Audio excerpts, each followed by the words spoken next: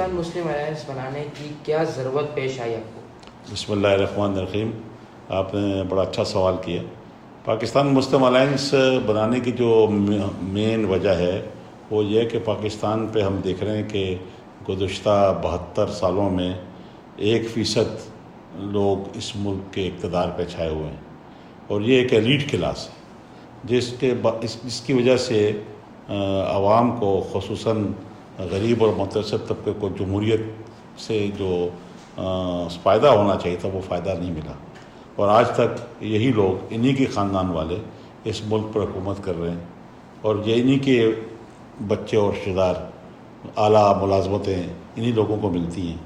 عام آدمی، غریب آدمی، خصوصاً متوسط لوگ بھی اس سے بہت شدید متاثر ہیں، اور انہیں کسی بھی جگہ پہ کوئی ریلیف مل نہیں پا رہا.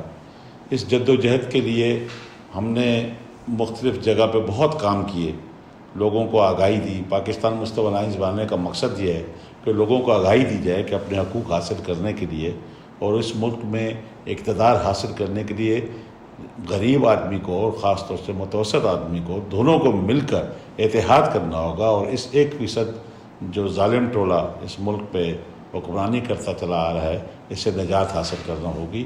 اور ایسا کئی ممالک میں ہوا ہے. یہاں بہت بڑی جو تکلیف دہ چیز ہے وہ ہے کہ دولت خرچ کرنے والے لوگوں نے اس ملک پر حکمرانی حاصل کر لی ہے.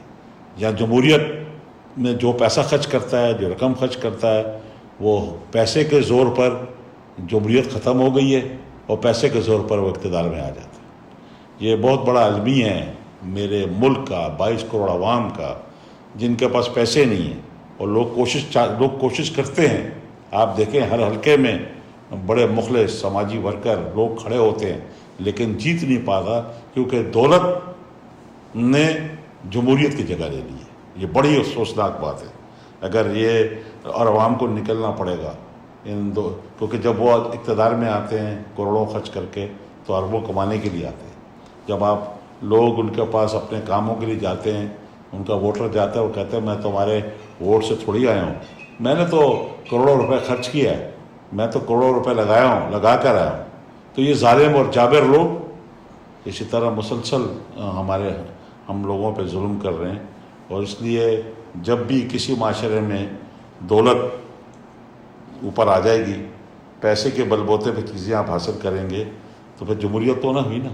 جمہوریت تو کہتے ہیں کہ میرے عام آدمی کو، غریب آدمی کو، متوسط آدمی کو، عام آدمی اپنی مرضی کا ووٹ ڈالے، اپنی مرضی کے لوگوں کو، پارٹی کا منشور کو دیکھ کر وہ ووٹ دے. لیکن بڑی بدقسمتی ہے، جب دولت کا راج ہوگا تو جمہوریت کا راج ممکن نہیں ہے. جب دولت کا پیسہ جو ہے وہ لگا دیا جائے گا، آپ دیکھیں اربوں کھربوں روپے لگا دیا گیا. پاکستان کے معاشی حالات درست کرنے کے لیے آپ کے پاس کیا پیکیجز؟ دیکھیں یہ بات بھی بڑی اہم ہے. میں تو بڑی سمپل بات کہتا ہوں کہ معاشی حالات اور اپنے لوگوں کو چاہیے کہ سب سے پہلے وہ آزادی حاصل کریں. اس ایلیٹ کلاس اس کی آزادی حاصل کرنے کی ضروری ہے کہ ہر طبقے کو، خاص طور سے غریب اور متوسط طبقے کو، انتخابات، الیکشن خود لڑنا ہوگا. اگر وہ انتخاب اور الیکشن نہیں لڑے گا تو یہی ٹولہ آتا رہے گا. اس ٹولے سے نجات کے لیے جتنے بھی غریب لوگ ہیں، جتنے بھی متوسط لوگ ہیں، ان کو چاہیے کہ ان کے سامنے کھڑا ہو جائے، اپنا اتحاد کر کے خود الیکشن لڑیں. ہماری جماعت غریب لوگوں کو ٹکٹ دے گی، متوسط لوگوں کو ٹکٹ دے گی. ہارے یا جیتے، لوگوں کو دیکھنا ہوگا کہ کس پارٹی کا منشور کتنا ہے، اس کا لیڈر کتنا سچ بول رہا ہے. اس کو بچانے کے لیے ضروری ہے کہ ہم اس کو معاشی طور پہ بہت بڑی ترقی دیں.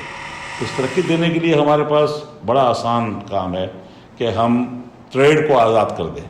ہم IMF سے، ورلڈ بینک سے کی لعنت سے اس ملک کی جان چھڑا دیں. ورلڈ بینک، IMF یہود و نصارہ کی ایک ایسا ارینجمنٹ ہے جس نے اس ملک کو تباہ و برباد کر دیا. تو ہم ان سے نجات دلانے کے لیے پاکستان کے عوام کو یہ کہتے ہیں کہ ہم IMF ورلڈ بینک سے قرضے نہیں لیں گے. ہمارے پاس اتنے وسائل اور ذرائع موجود ہیں، ہم ٹریڈ آزاد کر دیں گے. ہم کسی بھی انڈسٹری کو لگانے کے لیے کسی بھی ڈپارٹمنٹ سے NOC لینے کی ضرورت نہیں ہوگی.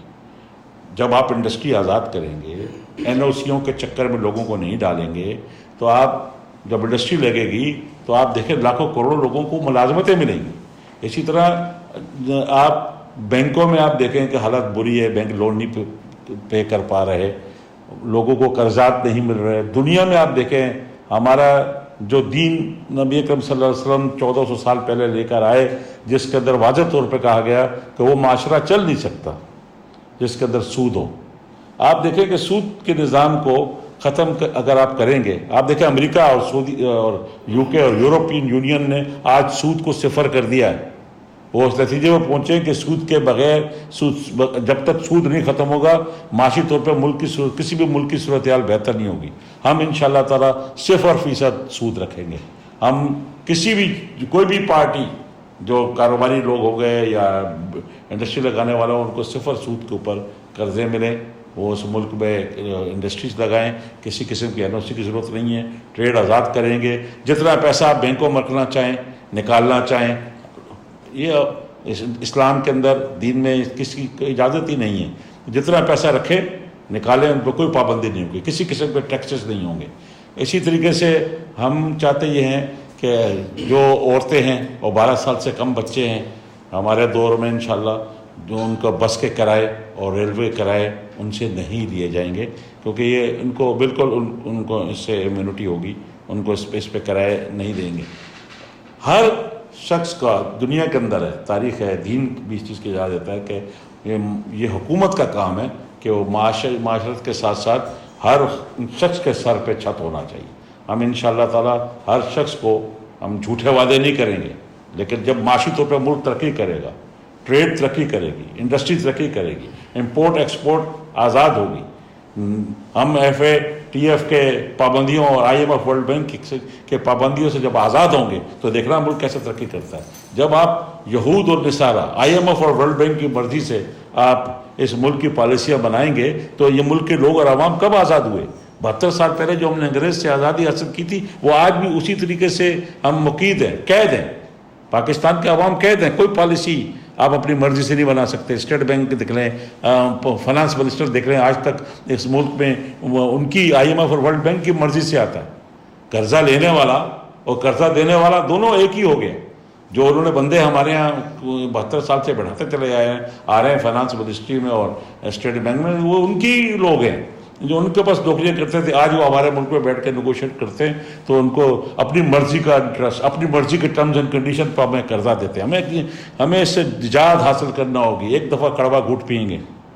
یہ ملک میں بڑی طاقت ہے، ہمارے پاس بڑے وسائل ہیں، ذرائع ہیں، گیس ہے، پیٹرول ہے، سونے کے ذخائر ہیں، کوئلے کے ذخائر ہیں، معدنیات ہیں. ملک بھرا پڑا ہے ذخائر کے ساتھ.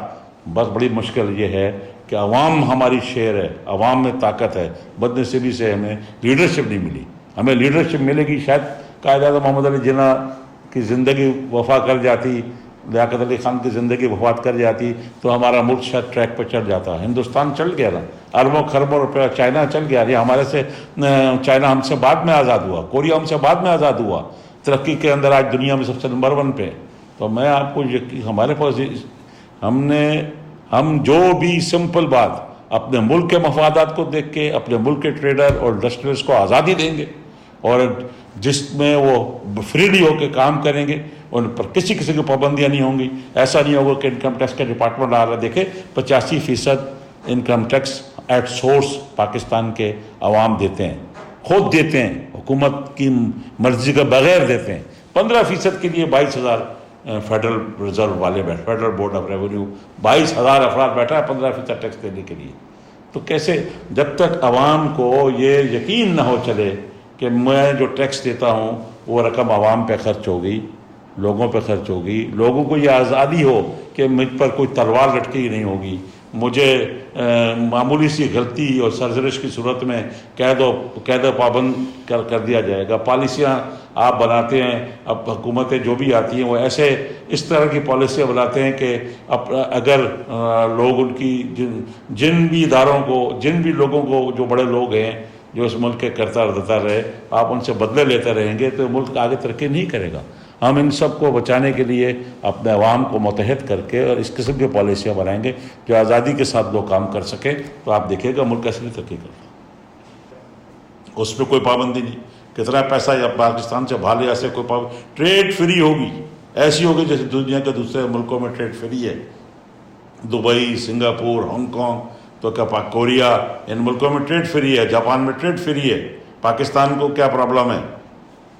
یہاں بہت بڑا ٹیلنٹ ہے، ہمارے انجینئرز، ہمارے ڈاکٹرز، ہمارے لیبروں نے مڈل ایسٹ کے اندر، امریکہ میں اور یورپ میں ہمارے لوگوں نے تاریخی ترقیاں کی ہیں، تاریخی کارنامے انجام دیے ہیں۔ اپنے ملک کے لیے لوگ آنے کو ترس رہے ہیں، لیکن لوگوں کے پاس لوگ یہاں آ کے پریشان ہو جاتے ہیں۔ میرے پاس ہزاروں سینکڑوں لوگوں کے پاس مثالیں میرے پاس بھی ہیں، یہاں ڈاکٹرز آئے یا انجینئرز آئے، انہوں نے بڑے بڑے کارنامے یہاں انجام دیے، لیکن ان کو جو اس طرح تک اس قدر تنگ کیا گیا کہ وہ یہاں پہ مجبور ہو کے ایسی ان کے اوپر تکالیف حکومت کی طرف سے آئیں، پچھلی حکومتوں پہ اور باقی حکومتوں سے، کہ وہ یہاں سے اپنے ہر چیز بند کر کے چلے گئے۔ تو ایسی صورت میں انصاف ہونا چاہیے، عدل آزاد ہوگا، عدالتیں آزاد ہوں گی، کسی بھی کوئی پریشر نہیں ہوگا۔ انشاءاللہ آپ دیکھیں کہ مجھے یقین ہے میری قوم میں، میری عوام میں بڑی طاقت ہے انشاءاللہ، اور بڑا ٹیلنٹ ہے۔ لیڈرشپ کی گائیڈ لائن کی ضرورت ہے، عوام خود اقتدار میں آ جائے، خود اپنے مسئلے حل کرے گی۔ ٹھیک ہے سر۔ تجاویز ہے کورونا پہ پہلے کئی، کیونکہ دیکھو اس وقت غریب اور متوسط طبقہ اور سفید پوش طبقہ پس کے رہ گیا ہے، کاروبار ختم ہو گیا ہے۔ پہلے ہی گزشتہ کئی ماہ سے معاشی صورتحال پاکستان کی تباہ و برباد تھی، اوپر سے کورونا آ گیا۔ سماجی اور معاشری خطرات جو ہمارے ملک پہ پہلے ہی منڈلا رہے تھے، آج بہت زیادہ حد تک بڑھ چکے ہیں۔ حکومت کو ایسی صورتحال میں چاہیے کہ اربوں ڈالر ان کو وہاں سے باہر سے امداد مل رہی ہے، اس کے مستفید عوام ڈائریکٹ ہونا چاہیے۔ میری تجویز یہ ہے کہ اگر آپ عوام کو ڈائریکٹ پیسے نہیں دے سک رہے، آپ کہہ رہے ہیں کہ ڈیٹا کا مسئلہ ہے، تو نادرا ہے، پولیو پلانے والے قطرے جو پولیو کے قطرے پلاتے ہیں ان کے پاس سارا ڈیٹا موجود ہے، اور پیسے دینے کے لیے آپ کا ڈیٹا موجود نہیں ہے۔ نادرا ہے، ووٹر لسٹ ہے، پولیو والوں کے پاس لسٹیں موجود ہیں، آپ ڈائریکٹ نہیں دینا چاہتے عوام کو، تو بہترین حل یہ ہے کہ ان کے بل، گیس کے بل 6 مہینے کے، بجلی کے بل 6 مہینے کے، ان کے جو ڈیٹا ہے پورا بے فارم ہوتا ہے نادرا کے پاس، بچوں جو اسکول جا رہے ہیں، حکومت کو چاہیے فیسیں، گیس کے بل، بجلی کے بل خود ادا کر دے، تاکہ ایک ڈائریکٹ ریلیف ملے۔ دوسری بات، کم سے کم فی کس 2 لاکھ روپیہ آدمی کو دینا چاہیے۔ بین الاقوامی سطح پر اس وقت پیٹرول کی قیمتیں انتہائی درجے سے، ہر ملک نے، بڑے بڑے ملک نے، امریکہ میں اس میں بہت بڑا ریلیف دیا ہے۔ حکومت کو چاہیے کہ فوری طور پہ کم سے کم 50 روپے لیٹر پہ تیل کو کر دے، تب بھی ان کو پاس 18 سے 19 روپے کی بچت ہے۔ تو اگر 50 روپے پر لیٹر تیل کر دے تو اس سے منسلک انڈسٹری بھی ہے اور بہت ساری چیزیں ہیں جو آٹومیٹکلی مہنگائی کا زور بھی ٹوٹے گا۔ بے روزگاری، مہنگائی، کورونا جیسی بڑی وبا پر اس وقت جو سیاسی جماعتیں پوائنٹ اسکورنگ کر رہے ہیں، میری ان سے التجا ہے، گزارش ہے کہ اگر پاکستان کی قوم کو بچانا ہے، وبا سے بڑے بڑے ملک تباہ ہو گئے، تاریخ گواہ ہے، کروڑوں افراد لقمہ اجل بنے ہیں ان وباؤں سے۔ اس ملک کو وبا سے، پاکستان کے عوام کو وبا سے بچانے کے لیے ضروری ہے کہ ہم جو ہے سیاسی پوائنٹ اسکورنگ کے بجائے حکومت اور سیاسی جماعتیں مل کر پاکستان کے عوام کو بچائیں۔ قوم بچے گی تو ملک بچے گا نا، ملک چلے گا۔